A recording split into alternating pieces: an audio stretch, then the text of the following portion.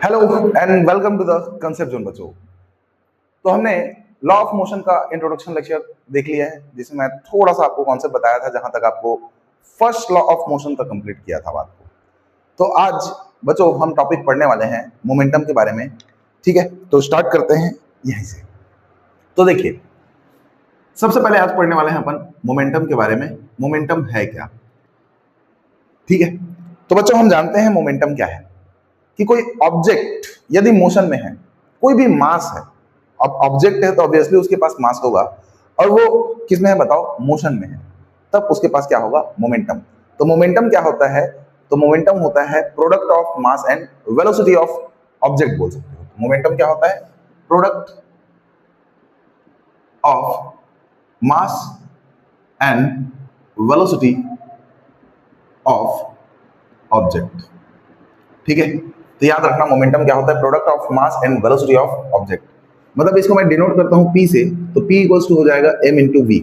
m into v, तो m को मैं बोलूंगा क्या बताओ? मास, और v को मैं बोलूंगा वेलोसिटी, और यहाँ पे P हो जाएगा आपका मोमेंटम, जिसको लीनियर मोमेंटम भी बोलते हैं। ठीक है, लीनियर मोमेंटम बोलते हैं। अब ये बच्चों जो होता है मोमेंटम, जो होता है एक वेक्टर क्वांटिटी है, तो it is a vector quantity बोल सकते हैं। एक वेक्टर क्वांटिटी होता है, इसका डायरेक्शन किधर होगा? अब वेक्टर क्वांटिटी है, डायरेक्शन किधर होगा? तो जो डायरेक्शन वेलोसिटी होगा वही डायरेक्शन मोमेंटम का होगा, लीनियर मोमेंटम का होगा। ठीक है, इसका डायरेक्शन किधर होता है? तो डायरेक्शन होता है in the direction of velocity. Okay, और इसका एसआई यूनिट क्या होता है आपसे पूछा जाता है, तो क्या बोलेंगे आप? तो इसका एसआई यूनिट होगा, तो मास का हो जाता है किलोग्राम, और वेलोसिटी का होता है मीटर पर सेकेंड। और इसका आपसे डायमेंशन फॉर्मूला पूछता है, तब भी आप बता सकते हो इसका डायमेंशन फॉर्मूला क्या होगा। तो किलोग्राम का m1 आएगा, मीटर का L1, सेकंड है ऊपर आएगा तो t-1 हो जाएगा। इस तरीके से इसका डायमेंशन फॉर्मूला होगा। ठीक है, अब मोमेंटम को आपको समझना है, तो ये समझिए कि जिसके पास ज्यादा मास होगा उसके पास ज्यादा मोमेंटम होगा, या जिस ऑब्जेक्ट के पास ज्यादा वेलोसिटी होगा उस ऑब्जेक्ट के पास ज्यादा मोमेंटम होगा, या दोनों जो ज्यादा होगा, मास और वेलोसिटी दोनों ज्यादा है किसी ऑब्जेक्ट का, तब भी उसके पास मोमेंटम ज्यादा होगा। बोलने का मतलब यह है कि यहाँ पे मान के चलिए, यहाँ पे एक ट्रक है, और यहाँ पे एक समझिए एक बाइक है, ऐसा। ओके, अब ये ट्रक का मास आप जानते हो ज्यादा होगा, और ये बाइक का मास कम होगा। अब ये ट्रक का स्पीड मान लेते हैं कितना है? 30 किलोमीटर पर आवर। तो यहाँ पे इस बाइक का भी स्पीड मैं ले लेता हूँ 30 किलोमीटर पर आवर। अब आप देखेंगे इन दोनों का वेलोसिटी सेम है, इन दोनों का मोशन सेम है, लेकिन मैं यहाँ पूछूंगा क्या इनका मोमेंटम जो होगा, लिनियर मोमेंटम होगा, वो सेम होगा? तो आप यहाँ पे आंसर करेंगे नहीं। क्यों? क्योंकि इसका मास अलग अलग है। इसका मास ज्यादा है इसलिए इसका मोमेंटम ज्यादा होगा, इसका मास कम है इसलिए इसका मोमेंटम कम होगा, क्योंकि मोमेंटम इक्वल टू होता है मास इनटू वेलोसिटी। तो भाई यहाँ पे इन दोनों का वेलोसिटी कांस्टेंट है, तो वेलोसिटी पे डिपेंड नहीं करेगा मोमेंटम। किस पे डिपेंड करेगा बताओ? मास पे करेगा। तो जिसका मास ज्यादा होगा उसका मोमेंटम ज्यादा होगा। तो मास किसका ज्यादा है? ट्रक का। और यहाँ पे मास किसका कम है? बाइक का। तो ट्रक का मोमेंटम ज्यादा होगा एज कंपेयर टू बाइक। अब यही मान के चलो, यहीं पे दूसरा ट्रक है, यहाँ पे मान के चलो सेम ट्रक है दूसरा, दोनों का मास सेम है, इसका भी मास m है। ठीक है, अब स्पीड अलग अलग है, एक का 20 किलोमीटर पर आवर है, एक का 30 किलोमीटर पर आवर है। तो किसका मोमेंटम ज्यादा होगा? तो जिसका स्पीड ज्यादा हो, क्योंकि दोनों का मास सेम है, तो इस बार डिपेंड किस पे करेगा? स्पीड पे। तो जिसका स्पीड ज्यादा होगा उसका मोमेंटम ज्यादा होगा। तो स्पीड किसका ज्यादा है? इसका। ठीक है, पहले ट्रक का 30 किलोमीटर पर आवर, और दूसरे ट्रक का कितना है? 20 किलोमीटर पर आवर। तो इसका स्पीड कम है, इसका स्पीड ज्यादा है, तो जिसका स्पीड ज्यादा होगा उसका मोमेंटम ज्यादा होगा। कब? जब दोनों का मास सेम हो, दोनों का मास सेम हो। क्लियर है बात? तो ऐसे आप बता सकते हैं। अब बच्चों जिसका मोमेंटम ज्यादा होता है ना, उसको रोकने के लिए, जैसे कि उसको उसके स्टेट को चेंज करने के लिए हमको ज्यादा फोर्स लगाना पड़ेगा। जैसे कि मान चलो कोई ट्रक है, और ट्रक के पास स्पीड 30 किलोमीटर पर आवर है, और एक बाइक है और बाइक के पास भी स्पीड 30 किलोमीटर पर आवर है, तो किसको रोकना ज्यादा आसान होगा? तो जिसका मोमेंटम कम होगा उसको रोकना ज्यादा आसान होगा। ऐसा क्यों? क्योंकि ट्रक का मोमेंटम ज्यादा होगा क्योंकि उसका मास ज्यादा है, और बाइक का मोमेंटम कम होगा क्योंकि उसका मास कम है। इस कारण यहाँ पे मेरे को ज्यादा फोर्स लगाना पड़ेगा ट्रक को रोकने के लिए, बट बाइक को रोकने के लिए मेरे को यहाँ पे कम फोर्स लगाना पड़ेगा। क्लियर है बात? ऐसे भी समझ सकते हैं। ठीक है, तो यहाँ पे मेरे को आगे समझ में आना चाहिए इसके बारे में कुछ मान के चलिए क्वेश्चन कर लेते हैं यहाँ पे। तो मान के चलो कोई ऑब्जेक्ट है, कोई ऑब्जेक्ट का वेलोसिटी कितना है आपका, तो कोई ऑब्जेक्ट का वेलोसिटी मान लेते हैं अपन 3i cap plus 4j cap metre per second है। एक ऑब्जेक्ट है, उस ऑब्जेक्ट का वेलोसिटी कितना है 3i cap plus 4j cap metre per second है। ओके, और उस ऑब्जेक्ट का मास मान लेते हैं कितना है बताओ, 2 किलोग्राम है। कितना है, 2 किलोग्राम। मैं पूछा यहाँ पे फाइंड उस ऑब्जेक्ट का मोमेंटम फाइंड करो, मैग्नीट्यूड ऑफ मोमेंटम बोल देता हूं, magnitude of momentum and its direction, मैं आपसे यहाँ पे डायरेक्शन इसका पूछता हूं, तो आप कैसे जवाब देंगे। तो मेरे को यहाँ पे पता चल गया है क्या कि ऑब्जेक्ट के पास वेलोसिटी इतना है, मास इतना है, उसका मोमेंटम का मैग्नीट्यूड और डायरेक्शन बताना है। तो देखिए यहाँ पे मेरे को पता है कि जो मोमेंटम होता है वो मास इनटू वेलोसिटी होता है। वेक्टर फॉर्म में लिखोगे तो ऐसा लिख सकते हैं। अब मोमेंटम है यहाँ पे, तो मास का वैल्यू मैं रखूंगा कितना है बताओ, 2 किलोग्राम। और वेलोसिटी का वैल्यू मैं रखूंगा कितना है, 3i cap plus 4j cap. अब मैं अंदर मल्टीप्लाई करूं तो 2 का 3 से मल्टीप्लाई 6i कैप होगा, और 2 का 4 से मल्टीप्लाई 8j कैप होगा। इतना इसका मोमेंटम आएगा किलोग्राम मीटर पर सेकेंड। इसका SI यूनिट हो गया, ठीक है। अब इसका मैं मैग्नीट्यूड पूछता हूँ मोमेंटम का, तो मैग्नीट्यूड में ऐसा मैग्नीट्यूड लगाओ, और मैग्नीट्यूड लगते ही ये आ जाएगा √6² प्लस 8², 6² प्लस 8², ठीक है। तो यहाँ पे इसको सॉल्व करोगे तो कितना आएगा, 6 के स्क्वायर 36, ये आ जाएगा 64, जोड़ कितना आएगा 100, और 100 का रूट आता है कितना 10 किलोग्राम मीटर पर सेकेंड। ये इसका मैग्नीट्यूड होगा।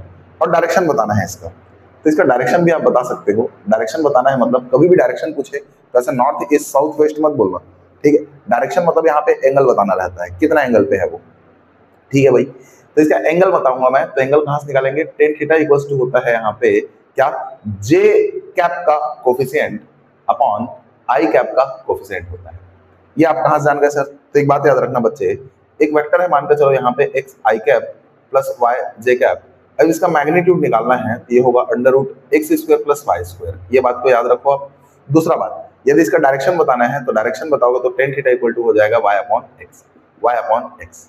अब ये कैसे आता है बोलोगे तो जानते ही हो, ऐसा करके ये r है, ये थीटा है, तो 100% ये वाला डायरेक्शन x होगा, ये y होगा। x मतलब i कैप डायरेक्शन और y मतलब j कैप डायरेक्शन। तो सीधी सी बात है, tan theta equal to perpendicular by base, तो यहाँ से आप ला सकते हो इसको, ठीक है। और r का मैग्नीट्यूड निकालना है तो यहाँ पाइथागोरस थ्योरम लगाओ, आ जाएगा आपका ये वाला फॉर्मूला। कोई बड़ी बात नहीं है, बट यहाँ पे इतना कुछ नहीं करते, आपको इतना याद रखना है, कोई भी वेक्टर ऐसा दिया है तो आप उसका मैग्नीट्यूड ऐसा लिखेंगे और एंगल ऐसा लिखेंगे। बट सर यहाँ पे इसका जेड के कैप आ गया तब क्या करेंगे, तब ये तो फॉर्मूला ट्रू नहीं होगा। यस, यहाँ पे जब 2 डायमेंशन है, यहाँ पे 2 डायमेंशन मोशन हो रहा है, तब जाके यहाँ पे आप डायरेक्शन बता सकते हैं इस तरीके से। बट 3 डायमेंशन मोशन हो रहा है, वहां पे कुछ अलग करना पड़ेगा अपने को, ठीक है, डायरेक्शन बताने के लिए। वहां पे अपन ऐसा एंगल नहीं बता पाएंगे। क्लियर है बात, ओके। तो यहाँ पे मैं सॉल्व किया था, तो tan थीटा इक्वल टू कितना आ गया, j कैप का कोफिशिएंट अपॉन i कैप का कोफिशिएंट। तो tan theta is equals to ये हो जाएगा, कटेगा तो कितना आएगा 4/3, ठीक है। तो थीटा इज इक्वल्स टू आ जाएगा tan इनवर्स 4/3। अब ये एंगल जनरली हमको पता नहीं होता, तो आपको फिजिक्स पढ़ रहे हो, ठीक है, कॉम्पिटिशन में हमको तैयारी कर रहे हो, तो आपको 2 स्पेशल ट्रायंगल आपको याद रखना पड़ेगा। एक स्पेशल ट्रायंगल ये होगा क्या, यहाँ पे 3 है, यहाँ पे 4 है, यहाँ पे 5 है। दूसरा स्पेशल ट्रायंगल ये याद रखना है, यहाँ पे 4 है, यहाँ पे 3 है, यहाँ पे 5 है। इस कंडीशन में क्या होता है, जब यहाँ पे 3 होता है, परपेंडिकुलर 3 होता है, तब ये वाला एंगल होता है आपका लगभग 37 डिग्री होता है। लगभग बोला ना मैं, एग्जैक्ट नहीं है, बट चल जाएगा काम इसमें। और जब यहाँ पे 4 होता है, ठीक है, परपेंडिकुलर की जगह 4 होता है, यही एंगल आपका आ जाता है लगभग 53 डिग्री। मतलब ये दोनों एक दूसरे के कॉम्प्लीमेंट्री होता है, दोनों को जोड़ोगे तो 90 आ जाएगा, देख लेना, ठीक है। तो ये याद रखना। तो एक बात बताओ, यहाँ पे 4/3 है, तो परपेंडिकुलर बाय बेस, तो परपेंडिकुलर 4 और बेस ये है, तो 100% एंगल कितना होगा 53 डिग्री। तो इसी को आप अप्रॉक्सीमेट बोल सकते हो, कितना बताओ 53 डिग्री एंगल होगा, ठीक है। तो मेरे को लगता है आपको मोमेंटम के बारे में समझ में आया होगा। मोमेंटम क्या होता है, यदि कोई भी ऑब्जेक्ट रेस्ट में है तो उसका मोमेंटम 0 होगा। कोई भी ऑब्जेक्ट यदि मोशन में है, उसके पास वेलोसिटी है, ऑब्जेक्ट के पास मास है, तब उसके पास मोमेंटम होगा। तो मोमेंटम का मतलब क्या हो गया, mass into velocity, the product of mass and velocity of object is known as momentum, ठीक है। ये वेक्टर क्वांटिटी होता है और इसका डायरेक्शन किधर होता है, वेलोसिटी के डायरेक्शन में होता है, ओके। तो इसको मैं मिटा देता हूं, फिर आप लोगों को आगे बताता हूं इसके बारे में।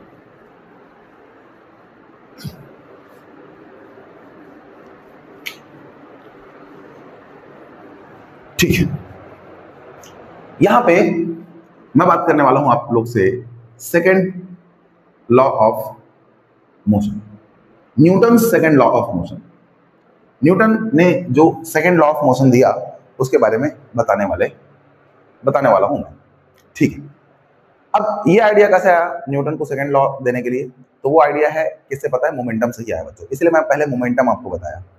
तो देखो मैं बताया ज्यादा मोमेंटम है तो उसको रोकने के लिए मेरे को ज्यादा फोर्स लगाना पड़ेगा, और कम मोमेंटम है तो उसको रोकने के लिए मेरे क्या करना पड़ेगा? कम फोर्स लगाना पड़ेगा। तो यहाँ पे मोमेंटम में जो चेंज हो रहा है, मोमेंटम में चेंज हो रहा है ना, वो किस पे डिपेंड कर रहा है बताओ? फोर्स पे डिपेंड कर रहा है। मतलब बोलने का मतलब ये क्या है कि मेरे को ज्यादा मोमेंटम में चेंज होगा तो ज्यादा फोर्स लगाना पड़ेगा, या किसी का मोमेंटम को ज्यादा चेंज करना है, किसी ऑब्जेक्ट के मोमेंटम को ज्यादा चेंज करना है तो मेरे यहाँ पे ज्यादा फोर्स लगाना पड़ेगा। मतलब सीधी सी बात है, किसी ऑब्जेक्ट का स्पीड को बहुत तेजी से बढ़ाना है तो उसमें मेरे को ज्यादा फोर्स लगाना पड़ेगा, उतना ज्यादा फोर्स लगाना पड़ेगा कि उसका स्पीड बहुत तेजी से बढ़े। अब किसी का स्पीड को एकदम धीरे धीरे चेंज करना है, धीरे धीरे बढ़ाना है तो उसमें मेरे को कम फोर्स लगाना पड़ेगा, वो धीरे धीरे बढ़ेगा। ठीक है, अब ऐसे ही आप ले सकते हो, स्पोर्ट्स बाइक ले लो और नॉर्मल बाइक ले लो, तो नॉर्मल बाइक का इंजन धीरे धीरे फोर्स लगाएगा जिसके कारण आपका नॉर्मल बाइक जल्दी से स्पीड नहीं पकड़ेगा। बट यहाँ पे स्पोर्ट्स बाइक जो होता है उसका इंजन ज्यादा फोर्स लगाएगा, अब बहुत ज्यादा फोर्स लगाएगा तो स्पोर्ट्स बाइक आपका स्पीड बहुत तेजी से पकड़ लेगा। तो यहाँ पे आइडिया अपने को मिलता है कि मोमेंटम में चेंज करना है तो फोर्स ज्यादा लगाना पड़ेगा, या फोर्स मतलब कि चेंज इन मोमेंटम डिपेंड करता है फोर्स पे, या उल्टा भी बोल सकते हो फोर्स किस पे डिपेंड करता है? चेंज इन मोमेंटम पे। तो एक बात बताओ, मोमेंटम में चेंज फोर्स के कारण होगा कि मोमेंटम के चेंज के कारण फोर्स ज्यादा बढ़ेगा? तो आप एक तरीके से बोल सकते हो, जब फोर्स ज्यादा लगेगा तब जाके मोमेंटम में ज्यादा चेंज होगा। मतलब कि क्या है, मोमेंटम में चेंज ज्यादा कब होगा? जब उस ऑब्जेक्ट में ज्यादा फोर्स लगेगा। तो चेंज इन मोमेंटम डिपेंड करता है फोर्स पे, चेंज इन मोमेंटम डिपेंड करता है फोर्स पे। मतलब कि सीधी सी बात है, मेरे गाड़ी का स्पीड को 0 से 10 तक ले जाना है 1 सेकंड में, तो सीधी सी बात है मेरे को कुछ फोर्स लगाना पड़ेगा। अब एक ही बार मेरे को गाड़ी का स्पीड को 0 से 50 तक ले जाना है तो मेरे को ज्यादा फोर्स लगाना पड़ेगा, और एक ही बार गाड़ी के स्पीड को मेरे को 0 से 100 तक ले जाना है 1 सेकंड में, तो यहाँ पे मेरे को बहुत ज्यादा फोर्स लगाना पड़ेगा। तो यहाँ पे मोमेंटम में चेंज करने के लिए मेरे को जितना ज्यादा मोमेंटम में चेंज करना है उतना ज्यादा फोर्स लगाना है। तो चेंज इन मोमेंटम किस पे डिपेंड करता है बताओ? वो डिपेंड करता है फोर्स पे। अब फोर्स कितना देर तक लग रहा है उसके हिसाब से उसका मोमेंटम चेंज होगा। मतलब यहाँ पे rate of change in momentum depend किस पे कर रहा है बताओ? अप्लाइड फोर्स पे। तो यही से अपना Newton second law of motion मिलता है, और वो हमको बोलते हैं क्या बताओ? कि the rate of change in momentum, या लिनियर मोमेंटम बोलो, इज डायरेक्टली proportional to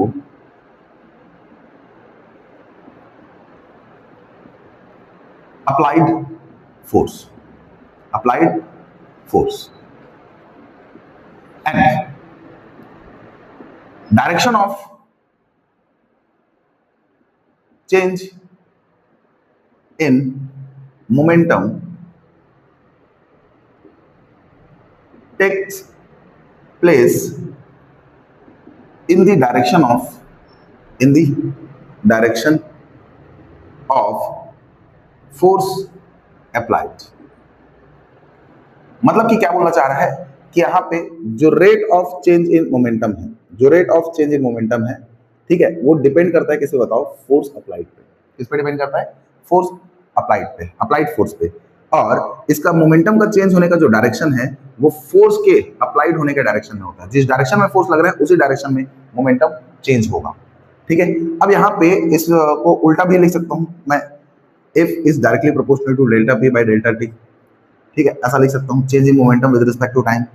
तो F इज इक्वल्स टू, यहाँ पे कांस्टेंट आएगा delta P by delta T, but experimentally इसका वैल्यू कितना आता है? 1। तो इसलिए मैं इसको डायरेक्टली बोलूंगा F is equals to delta P by delta T।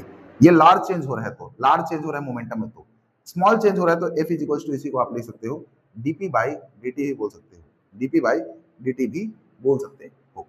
ये होता है बच्चों आपका न्यूटन सेकंड लॉ। तो न्यूटन सेकंड लॉ मतलब ये मत बोल देना कि यहाँ पे मास इनटू एक्सेलरेशन होता है। भाई न्यूटन ने हमको लॉ दिया सेकंड लॉ, जो कि होता है मास इनटू एक्सेलरेशन। तो बच्चों ये तो होता है, बट ये डिराइव्ड फॉर्मूला है। एक्चुअल में न्यूटन सेकंड लॉ ये नहीं है, एक्चुअल में न्यूटन सेकंड लॉ ये है, जो कि स्टेटमेंट यही बात बोल रहा है और यही बात निकला। तो न्यूटन का स्टेटमेंट ये था कि the rate of change in momentum is directly proportional to applied force on object. ठीक है, ना कि a F is equals to M into A. ये डेराइव फॉर्मूला है, मैं इसको सिंप्लीफाई करूंगा तब जाके ये फॉर्मूला आएगा। बोलने का मतलब क्या है, देखते जाइए, मैं कराता हूं। मेरे को पता चल गया एफ इज इक्वल्स टू क्या होता है, एफ इज इक्वल्स टू क्या होता है, डीपी बाई डी। और सिंस मेरे को पता है क्या पी इज इक्वल्स टू क्या होता है, mass into velocity. Momentum equal to क्या होता है, मास इंटू वेलोसिटी होता है। इस वैल्यू के यहाँ पुट करूं सो क्या हो जाएगा, F is equals to d by d t, ये हो जाएगा एम इंटू वी। अब यहां पे आप जानते हो कि मास हमेशा कांस्टेंट होता है, तो ये आप सोचते हो तो गलत बात है कि मास हमेशा कांस्टेंट होता है। देखो, मास वेरिएबल भी हो सकता है, मास कांस्टेंट भी हो सकता है। यदि मास एक जगह रखा हुआ है तो वो कांस्टेंट रहेगा, लेकिन यदि मास स्पीड से कुछ मूव कर रहा है तो उसका मास चेंज हो जाता है। आप ये फॉर्मूला जानते ही होंगे कि m इज इक्वल्स टू होता है m naught under root 1 minus v square by c square. ये स्पीड ऑफ लाइट होता है, स्पीड ऑफ ऑब्जेक्ट होता है, एक्चुअल मास ऑफ ऑब्जेक्ट होता है। यदि उस एक्चुअल मास ऑफ ऑब्जेक्ट कुछ है, इस ऑब्जेक्ट को मैं कुछ स्पीड से फेंक दूं और ये स्पीड लगभग स्पीड ऑफ लाइट के आसपास है, तब इसके मास में आपको सफिशिएंटली चेंज दिख जाएगा। तो मास आपका क्या हो जाएगा, चेंज हो जाएगा यहाँ पे। और मास कब चेंज हो रहा है बताओ, स्पीड के साथ। और मास स्पीड के साथ चेंज होगा तो यहाँ पे मास कांस्टेंट नहीं रहेगा, मास वेरिएबल हो जाएगा। तो यहाँ पे मास वेरिएबल हो सकता है और यहाँ पे वेलोसिटी भी वेरिएबल हो सकता है। तो इसलिए यहाँ पे आप जानते हो डिफरेंशिएशन में प्रोडक्ट रूल लगता है। तो यहाँ पे प्रोडक्ट रूल लगाओगे तो क्या होगा बताओ, जब मास बाहर होगा तो वेलोसिटी का डिफरेंशिएशन होगा, और जब वेलोसिटी बाहर होगा तो मास का डिफरेंशिएशन होगा। ठीक है, ओके ओके। तो यहाँ पे आपका फॉर्मूला बनाइए। अब मास, अब जानते हो dv बाई dt मतलब क्या है, the rate of change in velocity with respect to time. The rate of change in velocity with respect to time is known as acceleration. इसको मैं एक्सेलरेशन बोल सकता हूँ, plus v dm by dt, ये आपका फॉर्मूला बनेगा। अब हम देखते हैं जनरली 90% केस में देखते हैं तो मास को कोई फिक्स होना रहे, कोई एकदम ज्यादा स्पीड ऑफ लाइट से जोड़ना अपन थ्रो कर रहे हैं कि मास चेंज हो रहा होगा। ठीक है, और ऐसा रॉकेट थोड़ा है कि रॉकेट में अपन जलाए तो रॉकेट का, मैं जानते हो बहुत सारा पेट्रोल यूज होता है, तो रॉकेट का ऑलरेडी बहुत ज्यादा मास होता है। अब जैसे पेट्रोल जलते जाता है उसका मास कम होते जाता है, तो रॉकेट का ऊपर जाते जाते मास कम होता है। उस टाइम रॉकेट का मास वेरिएबल होता है क्योंकि अर्थ में रॉकेट का मास ज्यादा होता है, लेकिन जैसे जैसे उसका पेट्रोल जलते जाता है उसका मास, उसका बोगी कम होते जाता है, हटते जाता है, तो उसका मास कम होते जाता है। अब उसका मास कम होते जाएगा तो सीधी सी बात है उसका मास क्या हो गया, रिड्यूस होने लग गया, मतलब वेरिएबल हो गया।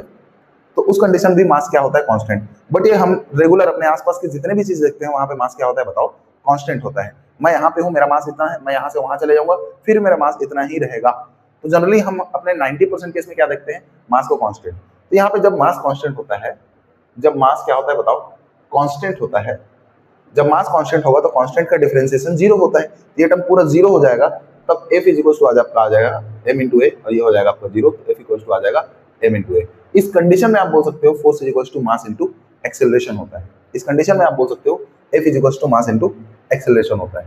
ठीक है, तो इस तरीके से आपको न्यूटन सेकेंड लॉ को समझना चाहिए था, समझना चाहिए था। अब एक और बात समझ लेना, इफ यहाँ पे आपका ग्राफ बनता है, किसके बीच में ग्राफ बनता है, ग्राफ बनता है किसके बीच में, बिटवीन लीनियर मोमेंटम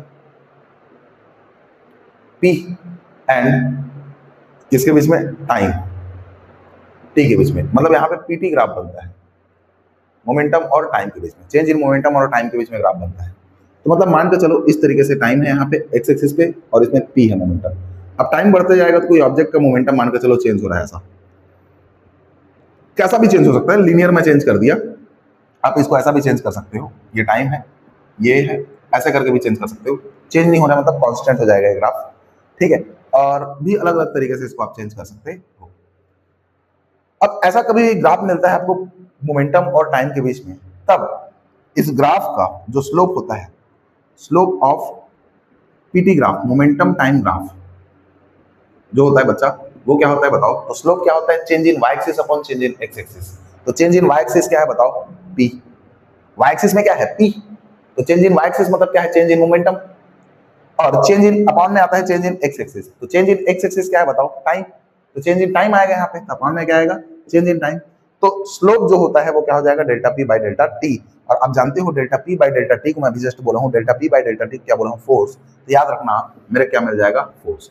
तो कभी भी आपको मोमेंटम और टाइम के बीच में ग्राफ दिखेगा तो उस ग्राफ में आपसे पूछ दिया कि फोर्स क्या होगा, तो आप आंसर कर सकते हैं कि फोर्स क्या होगा, उसका स्लोप होगा। क्या होगा, स्लोप होगा। बोलने का मतलब ये है, मान के चलो यहाँ पर का टाइम मैं दे देता हूँ कितना बताओ, 4 सेकंड है, 4 सेकंड है, और यहाँ पर का मोमेंटम जो चेंज हुआ कितना से बताओ, 0 से चेंज होकर मान चलो कितना हो गया, 10 हो गया। कितना हो गया, 10 किलोग्राम पर सेकंड आ गया, किलोग्राम मीटर पर सेकंड आ गया। अब यहाँ मैं बोल दिया, इसी ग्राफ में पूछ दिया आपसे क्या बताओ फोर्स क्या होगा, तो फोर्स इक्वल टू क्या हो जाएगा, change in momentum upon time. तो मोमेंटम में चेंज क्या होगा बताओ, 10 माइनस 0, क्योंकि शुरू में 0 था, बाद में कितना हो गया 10, तो 10 माइनस 0 होगा। अपॉन टाइम में चेंज कितना हुआ, तो 4 माइनस 0, 4 माइनस 0 कितना आएगा, 10/4 कटाओ कितना आएगा, 2.5 ये न्यूटन आएगा। तो 2.5 न्यूटन फोर्स आ जाएगा। तो ग्राफ मिलता है, तो इस तरीके से आप इसको सॉल्व कर सकते हैं, आपको जरूर आंसर मिलेगा। ठीक है, तो मैं इसको मिटा देता हूं।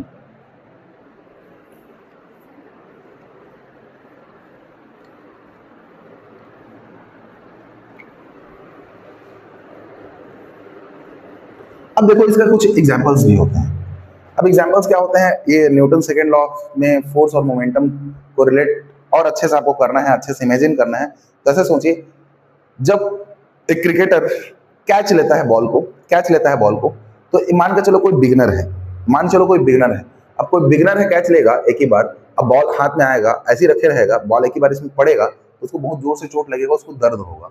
अब यहीं पे जो बहुत सीनियर क्रिकेटर होते हैं, जिनको आता है क्रिकेट खेलना अच्छे से, वो जब कैच लेते हैं, तब बॉल को कैच लेते हैं तो नीचे करते हैं, क्या करते हैं, नीचे। और नीचे करते हैं तो इतना में क्या हो जाता है बताओ, मोमेंटम को चेंज करने के लिए कुछ टाइम मिल जाता है।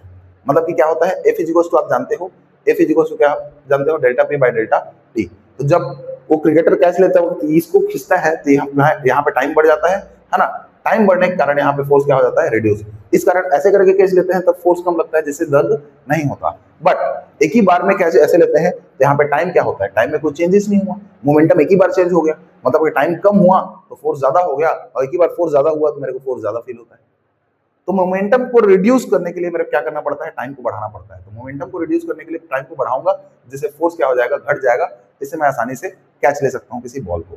ठीक है, इस तरीके से आप इमेजिन बहुत कुछ कर सकते हो। ठीक है, ओके।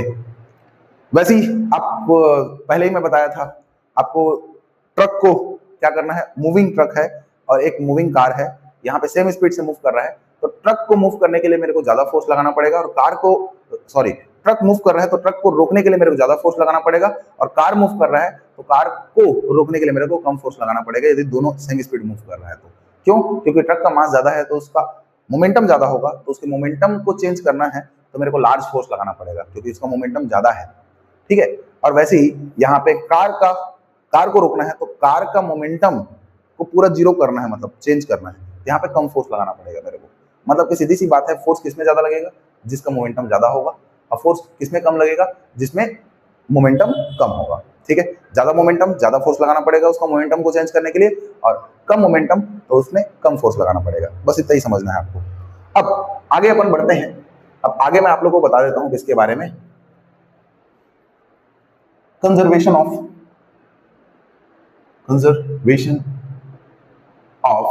Linear momentum.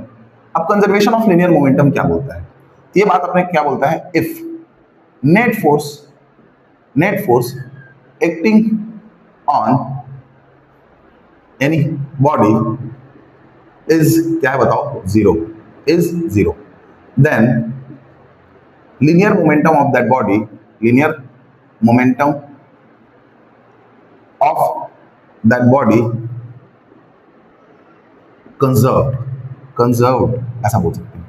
मतलब कि किसी, दैट इज बोल सकते हो, किसी बॉडी में नेट फोर्स जीरो लग रहा है, देन आप बोल सकते हो क्या, कि उसका मोमेंटम कंजर्व होगा। अब मोमेंटम कंजर्व होगा, इसका मतलब चेंज इन मोमेंटम क्या हो जाएगा, उसका जीरो हो जाएगा। चेंज इन मोमेंटम क्या हो जाएगा, जीरो। या फिर सिर्फ मोमेंटम का बात करोगे तो मोमेंटम उसका क्या हो जाएगा बताओ, कांस्टेंट हो जाएगा, चेंज नहीं होगा। कांस्टेंट मतलब यूनिफॉर्म हो जाएगा। मतलब क्या है, मतलब फाइनल मोमेंटम इक्वल हो जाएगा इनिशियल मोमेंटम के, क्योंकि चेंज इन मोमेंटम मतलब क्या होता है, चेंज इन मोमेंटम मतलब होता है final momentum minus initial momentum. अब भाई साहब ये जीरो है तो पी इनिशियल इधर आएगा तो किसमें आ जाएगा, पॉजिटिव। तो फाइनल मोमेंटम इक्वल आएगा किसके बताओ, इनिशियल मोमेंटम के इक्वल आ जाएगा। अब ये बात को आपको प्रूफ करना है तो आसानी से प्रूफ कर सकते हो। कैसे, सिंस यहाँ पे नेट फोर्स क्या है बताओ, जीरो, नेट फोर्स जीरो है तो मेरे को second law of motion use करना पड़ेगा, और सेकंड लॉ ऑफ मोशन से मेरे को पता है कि जो फोर्स होता है वो क्या होता है बताओ, delta P by delta T होता है सेकंड लॉ ऑफ मोशन से, है ना। तो ये वैल्यू यहाँ पर रखूंगा तो delta P by delta T equal to कितना आ जाएगा बताओ, जीरो। तो डेल्टा पी इक्वल टू कितना होगा, डेल्टा टी के इससे मल्टीप्लाई होगा, जीरो हो जाएगा। तो चेंज इन मोमेंटम कितना है बताओ आपका, जीरो। और इसी को मैं लिखूंगा p final minus p initial equal to zero. तो पी फाइनल इक्वल टू कितना आएगा, पी इनिशियल। तो फाइनल मोमेंटम इक्वल टू क्या आ गया, इनिशियल मोमेंटम आ गया। इसको आप ऐसे ही बोल सकते हो, summation of all final momentum equal to summation of all initial momentum. और या फिर इसी को आप ऐसे बोल सकते हो, summation of mass into velocity, final velocity बोल सकते हो, समेशन ऑफ इसको बोल सकते हो मास इनटू इनिशियल वेलोसिटी बोल सकते हो, ऐसा भी आप बोल सकते हो। ये होता है कंजर्वेशन ऑफ लीनियर मोमेंटम। बोलने का मतलब ये है किसी ऑब्जेक्ट में यदि कोई फोर्स एक्ट नहीं कर रहा है या फोर्स एक्ट कर रहा है तो टोटल फोर्स उसमें जो एक्ट कर रहा है वो जीरो है। फोर्स एक्ट कर रहा होगा लेकिन इधर का फोर्स इधर के फोर्स को क्या कर दे रहा होगा, कैंसल आउट कर दे रहा होगा। तो यहाँ पे नेट फोर्स यदि ऑब्जेक्ट में जीरो है, नेट फोर्स ऑब्जेक्ट में जीरो है तो उसका मोमेंटम कंजर्व रहेगा, उसका इनिशियल और फाइनल मोमेंटम क्या रहेगा, सेम रहेगा। इसका एग्जांपल बढ़िया क्या है पता है आपका, एक गन ले लो, क्या ले लो, एक इस तरीके से एक गन ले लो, ठीक है। इस गन का मास सपोज कर लो आप कितना है, मान के चलो 2 kg है, कितना है 2 kg। अब ये क्या कर रहा है, इससे अपने से बुलेट फायर कर रहा है। ये बुलेट का मास आप सपोज कर लो कितना है, 20 ग्राम है, कितना है 20 ग्राम है। अब मान के चलो ये बुलेट को फायर किया 90 मीटर पर सेकंड के स्पीड से, तो सीधी सी बात है ये बुलेट क्या करेगा, रिकॉइल करेगा। क्या करेगा, रिकॉइल करेगा। ये रिकॉइल करने का स्पीड क्या होगा आपसे पूछता है, तो आप कैसे बताएंगे। तो सीधी सी बात है, एक बात बताओ, मैं यहाँ पे गन को फायर कर रहा हूँ, तो कोई एक्सटर्नल फोर्स तो लगा नहीं रहा हूँ, बस मैं ट्रिगर दबाऊंगा, यहाँ पे क्या होगा, बुलेट आगे फायर होगा और मेरा गन पीछे आएगा। यहाँ जो पीछे आने का जो स्पीड होता है उसको रिकॉइल स्पीड बोलते हैं। तो recoil speed of bullet gun क्या होगा, इसको आपसे पूछता है तो आप इसका आंसर कर सकते हैं कैसे, कि मेरे को पता है मास ऑफ गन कितना है बताओ, 2 kg है, और मेरे को पता है मास ऑफ बुलेट कितना है बताओ, 20 ग्राम है, ठीक है। मेरे को पता निकालना है रिकॉइल स्पीड क्या है, अब मेरे को पता है क्या, स्पीड ऑफ बुलेट पता है। तो स्पीड ऑफ बुलेट मेरे कितना पता है बताओ, ये मेरे को पता है 90 मीटर पर सेकेंड। एक बात बताओ, यहाँ पे कोई नेट फोर्स लग रहा है क्या, नहीं। तो यहाँ पे आप बोलोगे नेट फोर्स कितना है बताओ, जीरो। नेट फोर्स जीरो है, देन यहाँ पे आप कंजर्वेशन ऑफ मोमेंटम लगाएंगे, और कंजर्वेशन ऑफ मोमेंटम लगाएंगे तो क्या मिलेगा आपको बताओ, क्या मिलेगा, p final equal to p initial. तो एक बात बताइए, यहाँ पे इनिशियली तो दोनों रेस्ट में था, फायरिंग करने के बाद तो स्पीड आया, तो इनिशियल मोमेंटम क्या होगा बताओ, जीरो। बट फाइनल मोमेंटम क्या होगा बताओ, तो फाइनल मोमेंटम आएगा, एक किसका मोमेंटम आएगा बताओ, एक मोमेंटम आएगा गन का, और दूसरा मोमेंटम किसका आएगा बताओ, वो आएगा बुलेट का। तो एक बात बताओ, यहाँ पे गन का मेरे को निकालना है मोमेंटम, तो मोमेंटम होता है मास इनटू वेलोसिटी। तो गन का मास कितना है m और उसका वेलोसिटी कितना है v। बट यहाँ पे देखा जाए मास इसका m है, वेलोसिटी v, ये डायरेक्शन में है, ये डायरेक्शन हमेशा क्या होता है, नेगेटिव। ये डायरेक्शन को आपको लेना है नेगेटिव और ये डायरेक्शन को आपको लेना है पॉजिटिव, साइन कन्वेंशन से, क्योंकि वेक्टर क्वांटिटी है। तो मोमेंटम क्या होगा, नेगेटिव, इसलिए माइनस आएगा, प्लस मोमेंटम ऑफ बुलेट आप निकालोगे, मोमेंटम ऑफ बुलेट क्या हो जाएगा, स्मॉल m इंटू स्पीड। तो क्या होगा, स्मॉल m इंटू स्पीड कितना है बताओ, u इक्वल टू जीरो। तो m into u equal to कितना आएगा, माइनस इधर आके प्लस में आएगा m इंटू वी। m आपको पता है कितना है बताओ, 20 ग्राम है, तो ग्राम को किलोग्राम बदलोगे तो 1000 से डिवाइड करोगे, और u का वैल्यू आपको पता है इसका कितना है 90, और यहाँ पे बड़ा m का वैल्यू आपको पता है कितना है 2 इंटू वी। अब देखो यहाँ पे 1 0 2 0 2 0 कटा, यहाँ से 2 और 2 भी कट जाएगा, तो v इक्वल टू कितना बचेगा 9/10, ये कितना आएगा 0.9 मीटर पर सेकंड का स्पीड आपको मिलेगा, किसमें बताओ, गन में। तो गन का रिकॉइल स्पीड कितना होगा, 0.9 मीटर पर सेकंड, अपोजिट डायरेक्शन में होगा, पीछे डायरेक्शन में। ओके, तो मैं इसको मिटाता हूँ, और मेरे ख्याल से आप लोगों को समझ में आया होगा कंजर्वेशन ऑफ लीनियर मोमेंटम। और ज्यादा अच्छे से ये समझ नहीं आया होगा तो कम से कम कॉन्सेप्ट समझ में आया होगा, और ज्यादा बारीकी से आपको समझना है तो इसका मैं बहुत सारा न्यूमेरिकल कराऊंगा, आपको क्लियर हो जाएगा। अब बस एक कॉन्सेप्चुअल लेक्चर एक बार देख लीजिए, उसके बाद मैं जब क्वेश्चन कराऊंगा 30-40 क्वेश्चन कराऊंगा, वो सब क्वेश्चन में आपको पूरा का पूरा जितने भी डाउट होंगे कॉन्सेप्चुअल वो सब क्लियर हो जाएंगे, ठीक है। ओके,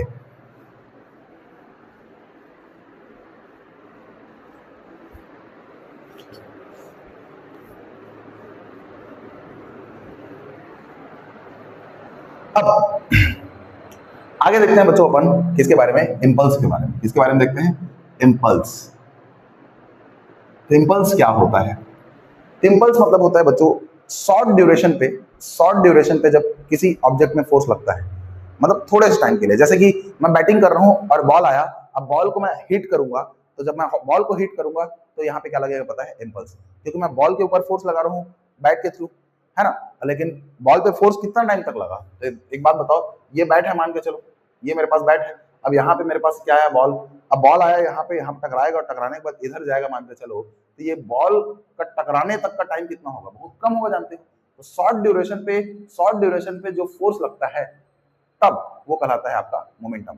अब फोर्स लगने से क्या हो जाता है बताओ, शॉर्ट ड्यूरेशन पे किसी ऑब्जेक्ट में फोर्स लगता है तो क्या होता है, उस ऑब्जेक्ट का मोमेंटम चेंज हो जाता है। मोमेंटम क्या हो जाता है, चेंज हो जाता है। तो इंपल्स क्या होता है, तो इंपल्स आप बता सकते हो क्या, इंपल्स होता है the product of force into time interval, कितना टाइम इंटरवल के लिए लगा है। तो यहाँ बोल सकते हो ये लार्ज फोर्स होता है, ये शॉर्ट टाइम होता है, ये क्या होता है, शॉर्ट टाइम होता है।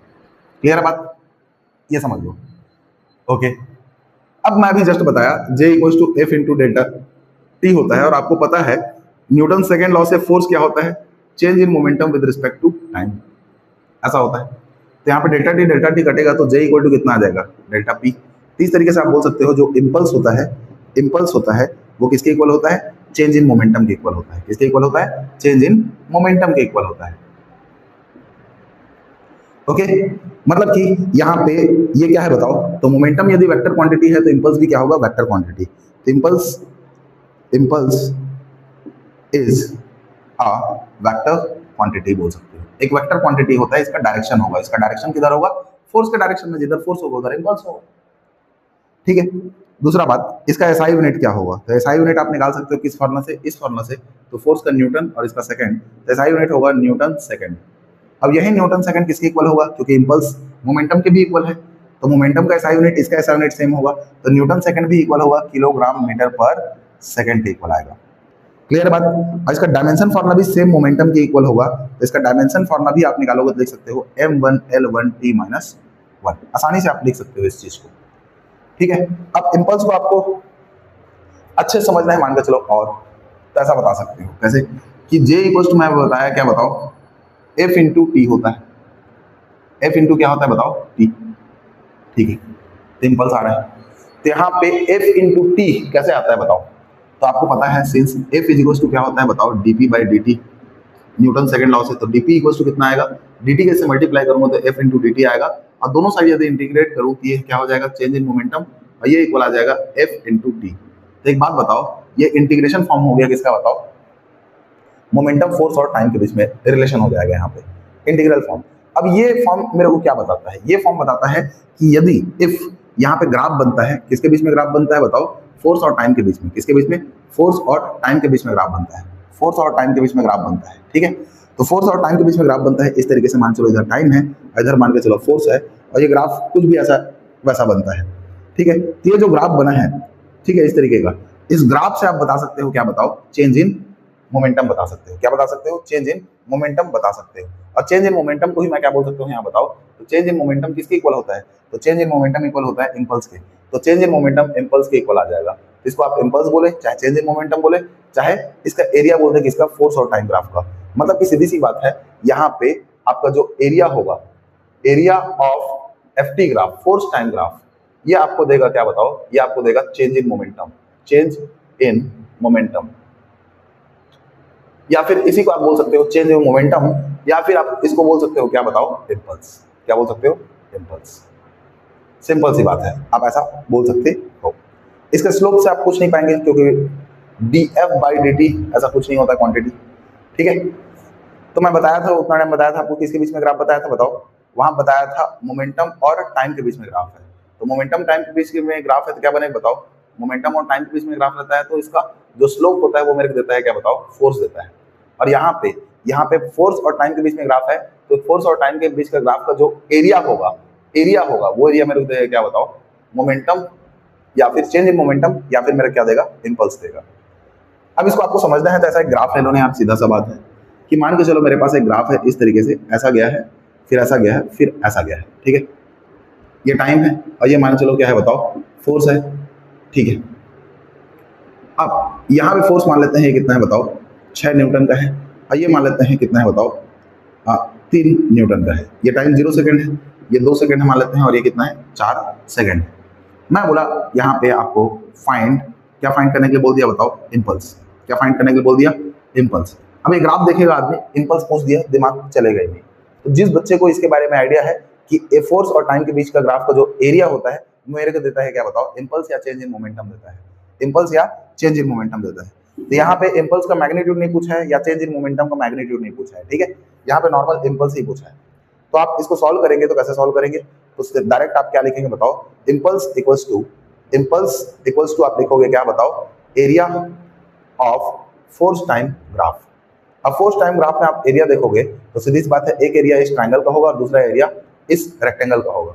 तो ट्रायंगल का एरिया को A1 लिखूंगा और इसका एरिया देखो नीचे में है तो माइनस हो गए, तो माइनस हो गए माइनस A2 लेंगे, क्योंकि ऊपर है ना, ऊपर पॉजिटिव होता है नीचे नेगेटिव होता है, तो ऊपर का एरिया पॉजिटिव नीचे का नेगेटिव। अब ऊपर का एरिया क्या है बताओ, ट्रायंगल, और ट्रायंगल का एरिया लिखूंगा क्या होगा, हाफ बेस इंटू हाइट। तो बेस कितना है बताओ 2, बेस कितना है 2 और इसका हाइट कितना है बताओ 6, माइनस एरिया नीचे वाले ग्राफ का लेंगे इसका, रेक्टेंगल का एरिया क्या होता है लेंथ इंटू ब्रेड्थ, इसका लेंथ कितना है बताओ, तो 4 माइनस 2 कर दो, 4 माइनस 2 भाई, इसका गैपिंग कितना है 4 और 2 के बीच का, 4 माइनस 2, और हाइट कितना है इसका बताओ 3 का है, इंटू 3, माइनस मत बोल देना क्योंकि माइनस आगे से लगा लिया हूँ, 2 कटेगा यहाँ पे, तो यहाँ कितना बचा बताओ 6, और यहाँ पे 4 में से 2 घटेगा 2 इंटू 3, तो यहाँ पे 6 माइनस 3 टू 6 कितना आ जाएगा बताओ 0। तो यहाँ पे इम्पल्स का वैल्यू 0 होगा बच्चे, या फिर चेंज इन मोमेंटम क्या होगा 0। रीजन क्या हो गया बताओ, यहाँ पे रीजन यहाँ पे इम्पल्स 0 आ गया, इसका एरिया में निकाला तो नेट एरिया कितना आ गया 0, जितना उस वे में चेंज हुआ उतना अपोजिट डायरेक्शन चेंज हुआ, इसलिए नेट 0 आ गया। क्लियर है बात, ओके। तो फिर मैं इसको मिटा देता हूं।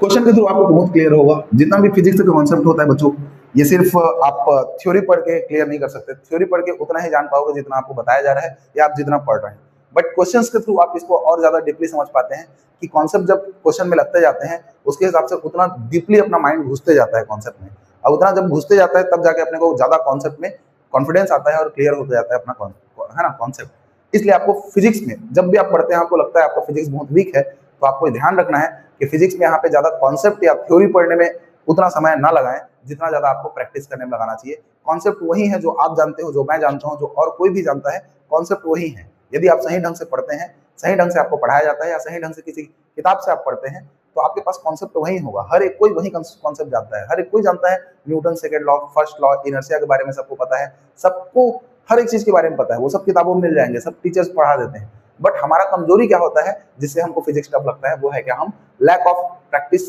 ऑफ नंबर ऑफ क्वेश्चन, मतलब अपन नंबर ऑफ क्वेश्चंस का प्रैक्टिस बहुत कम करते हैं, जिसके कारण हमारा वीक हो जाता है फिजिक्स सब्जेक्ट। अब जितना ज्यादा क्वेश्चन प्रैक्टिस करिए, आप यहाँ पे कॉन्सेप्चुअल बेस्ड क्वेश्चन प्रैक्टिस करिए, लगभग हर एक चैप्टर से आपको 10 से 15 कॉन्सेप्चुअल बेस्ड क्वेश्चन करना चाहिए जो कि थ्योरेटिकल होगा, और वैसे ही आपको कम से कम यहाँ पे 20 इजी क्वेश्चन करना चाहिए जो डायरेक्ट फॉर्मुला बेस्ड हो। उसके बाद मैं डायरेक्ट बोलता हूँ यहाँ पे कम से कम 20 से 30 आपका थोड़ा सा मॉडरेट और टफ लेवल का क्वेश्चन होना चाहिए जो आपको कॉन्सेप्ट को और ज्यादा एनहेंस करे, और कम से कम 5 से 6 जेईई एडवांस लेवल का क्वेश्चन आपको करना चाहिए, इससे आपका और एनहेंस हो जाएगा नॉलेज। तो इतना आप करते हैं तो हर एक चैप्टर से आपका हर एक चैप्टर का कॉन्सेप्ट लिटरली बहुत क्लियर हो जाएगा और आप बहुत अच्छा स्कोर कर सकते हैं। और यदि आप फिजिक्स से भागते रहेंगे, हमेशा दिन भर आप कॉन्सेप्ट पढ़ते रहेंगे, दिन भर आप फॉर्मुला रट्टा मारते रहेंगे, तो बच्चों आप कितनों रट्टा मार लो फॉर्मुला, कितनों थ्योरी पढ़ लो, आप यहाँ पे उसको क्वेश्चन में इम्प्लीमेंट अप्लाई नहीं कर पाओगे, क्योंकि यहाँ पे अप्लाई करना तभी आएगा आपको जब आप ज्यादा उसका प्रैक्टिस करेंगे, आप सिचुएशन के अकॉर्डिंग कॉन्सेप्ट को जोड़ेंगे, फॉर्मुला को जोड़ेंगे, तब जाके लगेगा। यहाँ पे फॉर्मुला आप याद करोगे भूल जाओगे, बट फॉर्मुला आप एक बार लगाना सीख गए तो फॉर्मुला ऑटोमेटिकली याद हो जाता है। जितना फॉर्मुला याद करोगे, याद कितना चीज करेगा आदमी, जितना भी याद करोगे तो भूलते ही जाएगा आदमी। आगे का पढ़े तो आगे का याद है, पीछे का भूलते जाओगे। यहाँ पे आप उसका अप्लाई करोगे, जितना ज्यादा उसका अप्लाई करोगे तो यूज होता है, तो ब्रेन अपना सिग्नल देगा भाई इसका यूज है तो इसको याद रखना है, तो अपने को याद रहता है। ठीक है, तो फिजिक्स टफ नहीं होता, बस हम क्या करते हैं, हम पढ़ने में गलती करते हैं, कैसे पढ़ना है। तो पूरा थ्योरी या फॉर्मुला पता होने से फिजिक्स में आप अच्छा नहीं हो सकते, आपको सिर्फ यहाँ पे प्रैक्टिस करना पड़ेगा, उसका अप्लाई करना पड़ेगा डिफरेंट सिचुएशन पे, तब जाके आप सीखेंगे। मुझसे भी क्वेश्चन नहीं बनेंगे इफ मेरे को कोई सिचुएशन करेक्ट तरीके से इमेजिन नहीं हो रहा है, तब मेरे को क्या लगेगा, मेरे को थ्योरी नहीं आता, मेरे को कॉन्सेप्ट नहीं आता, क्या मेरे को वही सब चीज आता है बट वो सिचुएशन मैं इमेजिन नहीं कर पा रहा हूँ, तो मेरे से क्वेश्चन नहीं बन रहा है। इसलिए आपको उस तरीके का हर डिफरेंट काइंड ऑफ क्वेश्चन को प्रैक्टिस करना चाहिए, जिससे आप उसमें ज्यादा सॉलिड तरीके से मजबूत हो पाए उस टॉपिक में। ठीक है, तो यहाँ पे डिफरेंट काइंड ऑफ क्वेश्चन ज्यादा प्रैक्टिस करिए, ये आपको ज्यादा बिल्ड करेगा, आपको कॉन्फिडेंस को ज्यादा इनहेंस करेगा। ठीक है, ओके। अब बच्चों यहाँ पे मैं बता दिया आप लोग को किसके बारे में, इम्पल्स तक पढ़ा दिया। तो हमने इस चैप्टर में क्या क्या पढ़ लिया बताओ। लॉ ऑफ मोशन पढ़ना स्टार्ट किए हैं, तो सबसे पहले इनर्शिया के बारे में देख लिए, फर्स्ट लॉ ऑफ मोशन देख लिए, सेकंड लॉ ऑफ मोशन देख लिए, मोमेंटम के बारे में देख लिए, कंजर्वेशन ऑफ लिनियर मोमेंटम देख लिए, और साथ ही साथ देख लिए इम्पल्स के बारे में देख लिए। यहाँ से इतना आपका ये एक पार्ट होता है लॉ ऑफ मोशन का। यहाँ पे आपको और पढ़ना सीखना पड़ेगा क्या कि इसके बारे में, फ्री बॉडी डायग्राम आपको आना चाहिए। यहाँ पे कनेक्टेड बॉडी के बारे में पढ़ना चाहिए आपको। कनेक्टेड बॉडी मतलब जानते हो जो पुली उली होता है प्रॉब्लम, रस्सी वस्सी से अलग अलग ब्लॉक को अपन जुड़े रहते हैं, ये सब प्रॉब्लम के बारे में पढ़ना चाहिए। या ब्लॉक के ऊपर ब्लॉक रखा है इसके बारे में पढ़ रहे हैं, तो ये सब हमको पढ़ना पड़ेगा इसमें, ठीक है। अब ये सब पढ़ लेते हैं तो उसके बाद अपने को आगे जस्ट बढ़ना है और वहां पे सीखना है किसके बारे में, इक्विलिब्रियम के बारे में। यहाँ पे दो टाइप का इक्विलिब्रियम होगा, एक आपका है ना लीनियर या ट्रांसलेशन इक्विलिब्रियम बोलेंगे, और दूसरा आपका होता है रोटेशनल इक्विलिब्रियम। तो रोटेशनल इक्विलिब्रियम तो रोटेशनल मोशन में पढ़ा जाएगा, और ट्रांसलेशन इक्विलिब्रियम इस चैप्टर में आपको पढ़ना पड़ेगा। देन अपन आगे बढ़ते हैं, तो आगे पढ़ेंगे तो डायरेक्टली अपना टॉपिक स्टार्ट होगा फ्रिक्शन। यहाँ पे अपन फ्रिक्शन के बारे में पढ़ेंगे। अब फ्रिक्शन क्या होता है, फ्रिक्शन के टाइप्स कितने होते हैं, कैसे कैसे उसके प्रॉब्लम्स आते हैं, उसको अपने पढ़ना है, ठीक है। तो यहाँ पे फ्रिक्शन कंप्लीट हो जाएगा। फिर अपने को पढ़ना है सर्कुलर मोशन के बारे में। तो सर्कुलर मोशन में हम पढ़ेंगे, सर्कुलर मोशन में centripetal force, centripetal acceleration, tangential acceleration, net acceleration, ये सब चीज के बारे में अपने को मेन पढ़ना है। फिर सर्कुलर रोड में सेफ टर्न के लिए यहाँ पे मिनिमम मैक्सिमम स्पीड कितना होना चाहिए, ये पढ़ लेंगे। फिर आपका बैंकिंग ऑफ रोड के बारे में पढ़ेंगे। ये सब यदि अपन पूरा क्लियर कर लेते हैं, देन हमारा law of motion totally complete हो जाएगा।